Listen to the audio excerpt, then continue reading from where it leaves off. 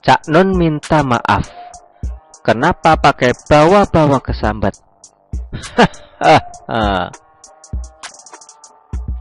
Seperti biasa, begitu seseorang menyerang Pak Jokowi dalam sebuah video, dan video itu viral, kemudian mendapat banyak serangan, yang bersangkutan langsung membuat video permintaan maaf.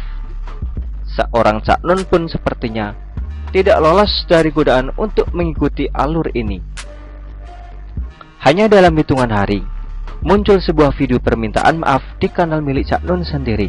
Saya itu barusan disidang sama keluarga, dihajar, pokoknya di salah-salah ke, di goblok-goblok ke, di sesat-sesat ke. Kenapa di goblok-goblok? Karena saya mengucapkan yang seharusnya tidak saya ucapkan. Kan saya yang mengajarkan di Ma'iyah dan semua keluarga bahwa ora waton bener kuwi keucapkan harus baik, harus efeknya harus diperhitungkan, harus bijaksana. Saya dianggap tidak bijaksana. Kan saya mengajarkan jangan ngomong siapa, tapi apa, gitu.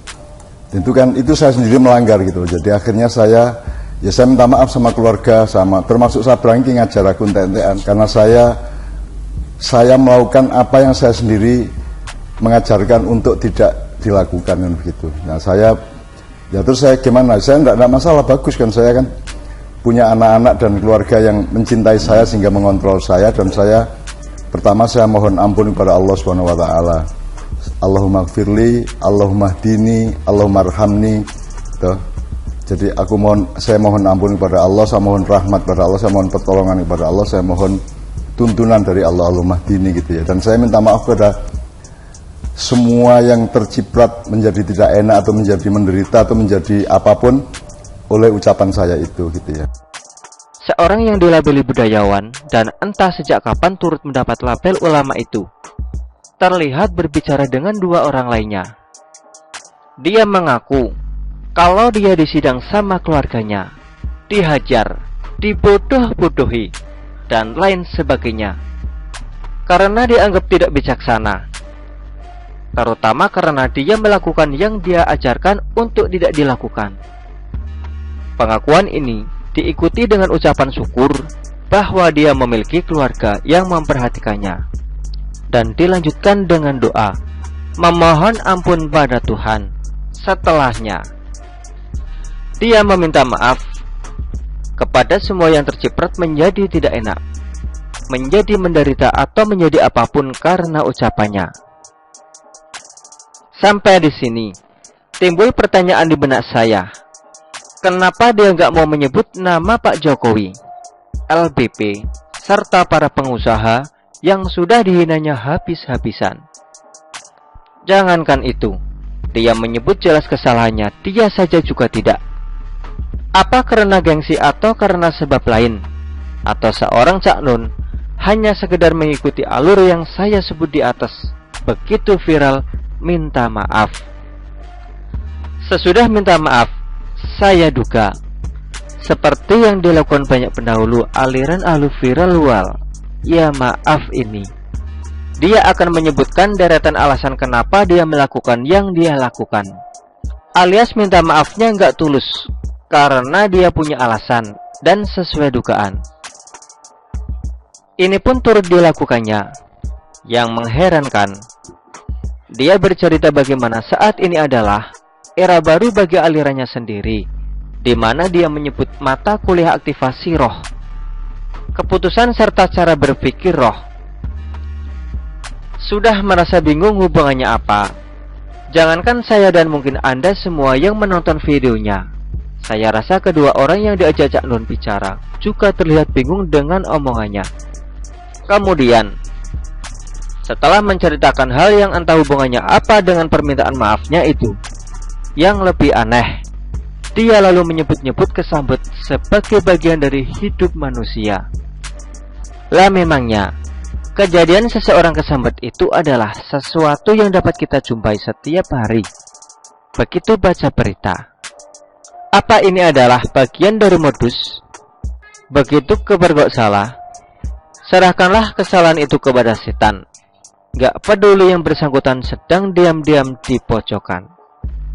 Suatu ketika di masanya, saya memang sempat sedikit menyukai omongan-omongan seorang Cak Nun. Tapi, sebagaimana sebagian orang yang awalnya terdengar seolah logis dengan bahasa-bahasa tinggi, padahal tidak jelas yang banyak bermunculan sejak permulaan terjadinya polarisasi di Pilpres tahun 2014. Dan diperparah kemunculan seorang Yohanes Anies Baswedan, sang master tata saja, katanya tanpa peduli maknanya apa itu. Seorang Cak Nun pun sepertinya tidak lolos dari paparan ajaran tata kata penuh ketidakjelasan yang dipatenkan mantan DKI 1 itu, yang bahkan baru-baru ini tanpa malu dipamerkan di luar negeri ketika dia memfitnah negaranya sendiri. Akhirnya, sebagaimana banyak orang yang mungkin menyukai atau bahkan mengagumi Cak Nun pada masanya, saya pun harus kecewa. Tapi saya harus bersyukur, karena saya mungkin satu dari sebagian orang yang sudah menangkap perubahan arah Cak Nun sejak beberapa tahun lalu. Jadi ulah Cak Nun baru-baru ini hanya membuat saya mengernyit dan berpikir, rupanya Cak Nun juga menganut ajaran Mbah Amin Rais, yaitu ngomong saja dulu, gak usah mikirin usia. Apalagi malu sama usia, toh nanti gak akan diapa-apakan. Ya, seenggaknya Cak Nun masih mau minta maaf, meskipun tidak jelas minta maaf sama siapa dan karena apa.